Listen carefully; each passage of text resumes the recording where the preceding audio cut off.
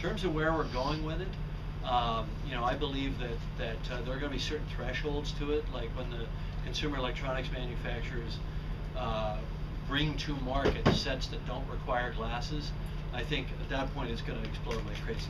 Right now you're seeing a steady incremental increase. The market is growing.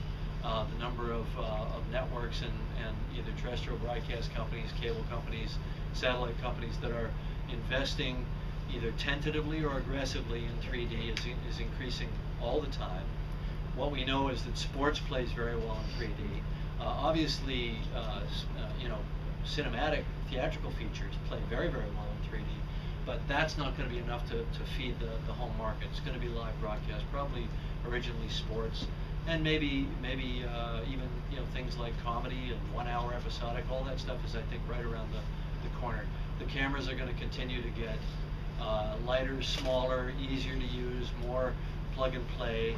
There are going to continue to be more people doing it. Like right now, we're seeing an explosive, almost vertical curve in the number of people who are learning to do it and are working with it. Like, you know, I have a small company partnered with Vince Pace. We developed the Fusion cameras, and all of our rigs are out all the time.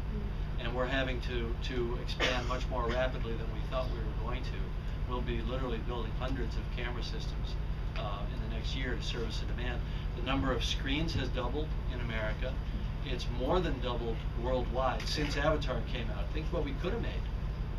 You've demonstrated that you can do it on a modestly budgeted film and do it well. There's no compromise in the quality of the 3D. And you know, back to your point about the, you know, where it's all going. I think if you look at cinema, there's been lots of incremental steps. You know, we've got silent movies, black and white. You know, we've introduced sound. It was in mono, then it became stereo, and then there was color. So they're all kind of incremental steps. And then we've got 3D.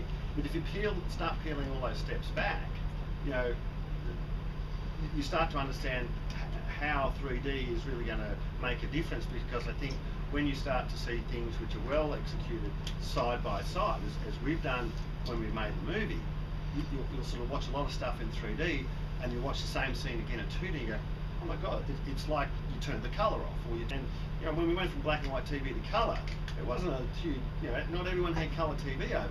Color, people wanted it, but the transition actually took 25 years or longer.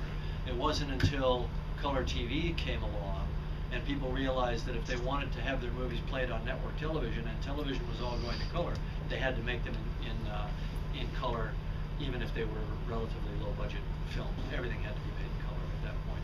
And that was 25 years into the game of color. There was always a two-tiered system up to then. I think 3D is going to collapse.